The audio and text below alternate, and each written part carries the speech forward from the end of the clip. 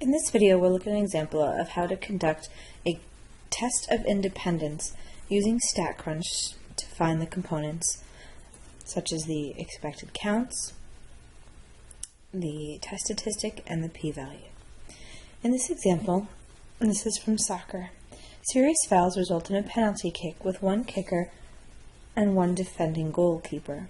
The accompanying table summarizes results from 282 kicks during games among the top 10 teams. In the table, jump direction indicates which way the goalkeeper jumped, where the kick direction from the perspective of the goalkeeper. Using a 0.05 level of significance, test the claim that the direction of the kick is independent of the direction of the goalkeeper jump. There's the key to our significance test. Whether or not the direction of the kick is independent of the direction of the goalkeeper jump. So we have the data sorted into what's called a contingency table, or in this case a 3x3 table. So kick to the left, so this is direction of the kick, that's one variable, and then the goalkeeper jump is the other variable. This is the direction of the jump. And so is the direction of the kick and the direction of the jump, are they dependent, are they linked, or are they independent, which is the question here. So the null hypothesis would be, is in a test of independence is always independence, with the alternative always being dependence. So let's just go back into my method and make the right choice for that. Independence should be in the null hypothesis. Jump direction is independent of kick direction, versus that they are dependent. So that would be choice C here, D here rather. And now they start asking for the test statistic, etc. So in order to carry this out, we're going to do this in StatCrunch.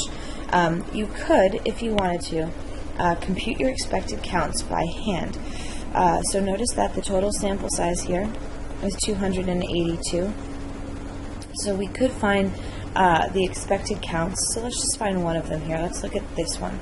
If we were doing this by hand, the expected count for kick center and jump left, that's going to be the number that were kicked to the center times the number that were jumps to the left, divided by the total 282.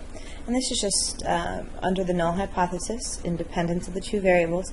This is just using the multiplication rule for independent events. So we could go ahead and we could compute that expected count by hand. That would be 37 and 10 and 31. So it's 78. Those were kicks to the center. Total number of jumps to the left would be 87 and 45, 130 divided by 282, and that would give us the expected count for this cell right here, and we would compare that to 37.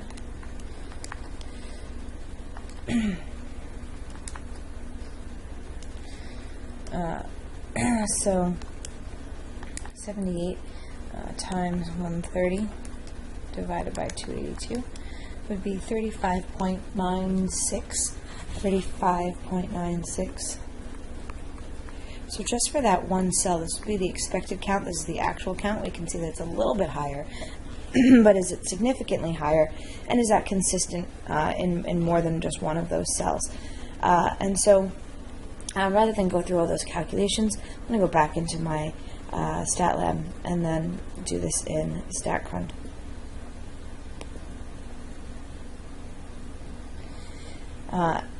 So it gives us the same table, that combined frequency table, also known as a contingency table. So notice that the row, 3 rows represent the different kicks, and the 3 columns represent the different jumps. This kick column doesn't really have a heading, but so what I'm going to do here is I'm just going to write kick direction in here, just so I can see that better, and you'll see why in a second. So in order to conduct a test of independence, this is the one and only test that doesn't explicitly have that language in StatCrunch. So you're going to go to Stat Tables Contingency. Remember, this is a contingency table. Stat Tables Contingency, and this is with summary. This is not data.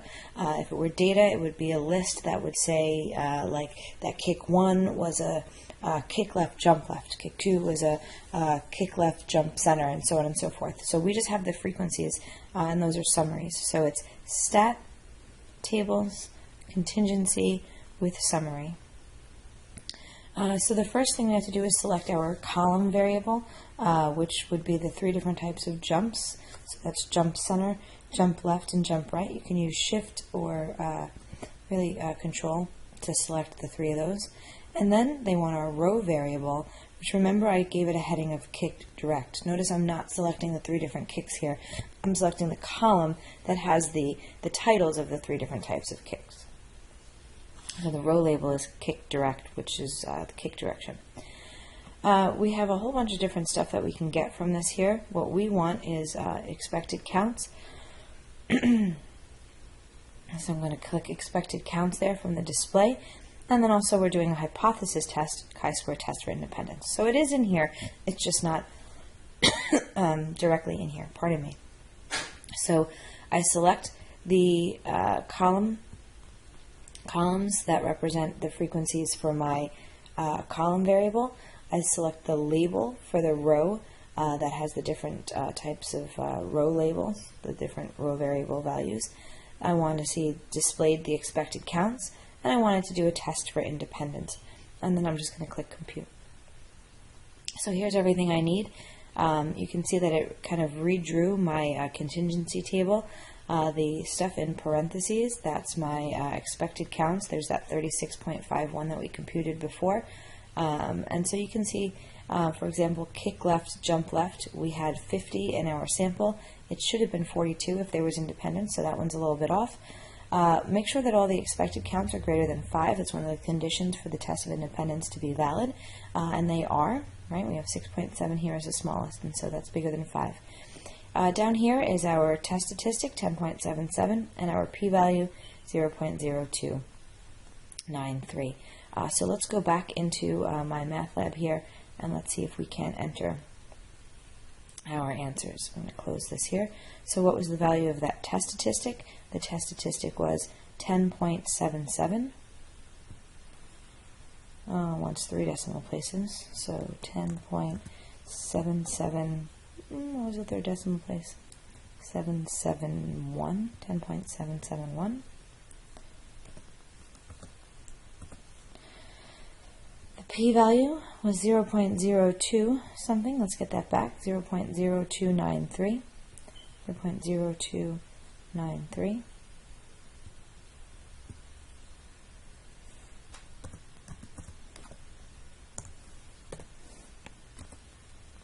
All right, we did good. So does the result support the theory that the kicks are so fast, goalkeepers have no time to react? So the directions of the jumps are independent of the directions of the kicks.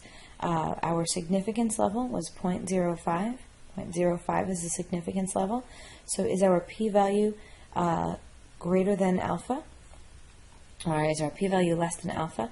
P-value is 0.02, alpha is 0.05, so the p-value is less than alpha, so there is sufficient evidence to warrant rejection of the claim that the direction is independent of the jump, and they don't support the theory. If we have evidence that they're dependent, then that would mean that the goalkeepers are jumping in accordance with the kick. So it doesn't support the fact that they're too fast. So, but we rejected the null hypothesis.